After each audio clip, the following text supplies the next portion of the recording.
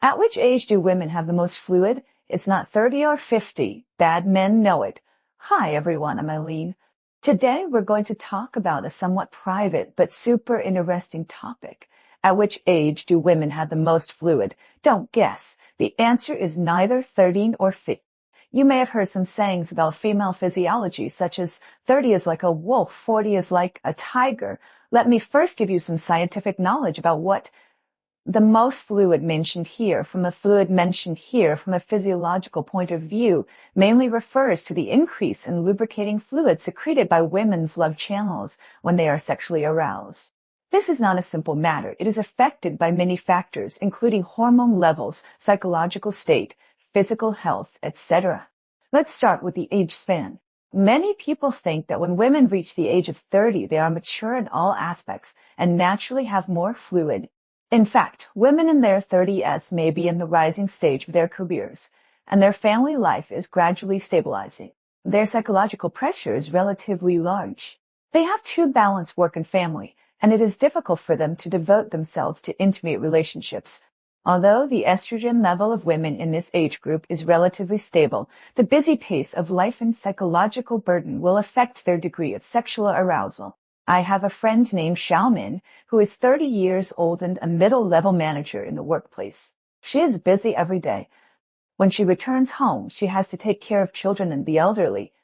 She complained to me that her intimate life with her husband is getting less and less. Even if there is, it is difficult to find that kind of special feeling of devotion, not to mention secreting more lubricating fluid. So judging from age alone, 30-year-old women are watery, which is too one-sided. Let's talk about 50-year-old women. Most women in this age group are facing the arrival of menopause. Menopause is a major turning point in the female body. The estrogen level drops sharply, which will directly lead to the thinning and drying of the vaginal mucosa and the reduction of lubricant secretion. Not only that, the hot flashes, night sweats, mood swings, and other problems brought by menopause will also greatly reduce women's interest in intimate life. An aunt I know is about 50 years old and is in menopause. She told me that various physical discomforts made her have no time to think about that aspect. And every time she had intimate contact, she was uncomfortable because of the dryness of the vagina. So, the saying that 50-year-old women have a lot of water is also untenable. So which age group of women have the most water? In fact, young women in their 20s are more likely to have a lot of water in some cases. Women of this age group have mature bodies and their hormone levels are at a relatively vigorous stage, especially estrogen and progesterone, which play a key role in the secretion of vaginal lubricant. Moreover, most women in their 20s do not have much pressure in life, and their desire for sexual exploration is relatively strong, so they are more likely to relax and devote themselves psychologically. I have a cousin who just graduated from college and has a good relationship with her boyfriend. Once she quietly shared with me that she felt very sweet when she was with her boyfriend. The intimate interaction made her feel very happy, and every time she had intimate contact, her body reacted very strongly, and there was more water than she imagined. From the perspective of gender psychology, young women will secrete a large amount of dopamine in the early stages of love. This neurotransmitter not only brings pleasure, but also enhances sexual desire and prompts the body to secrete more lubricant when sexually aroused. In addition to age, psychological state also has a great impact on women's, more water or less water.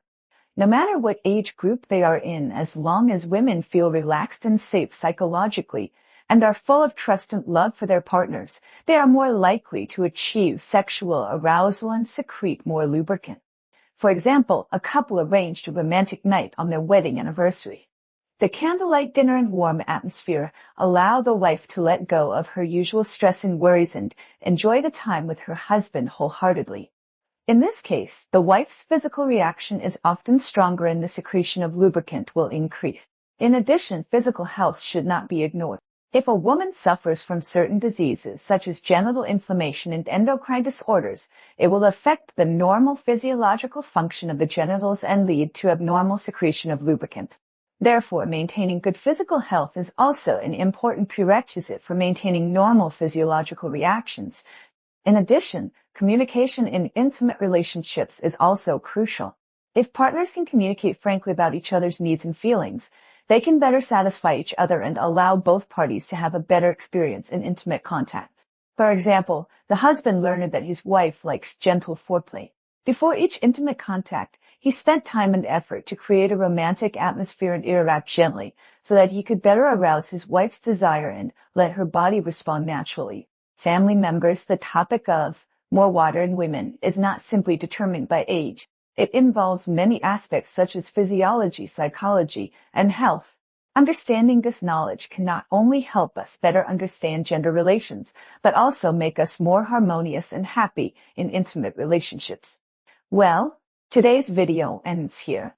Welcome to leave a message for discussion. We will talk again in the next issue. Bye.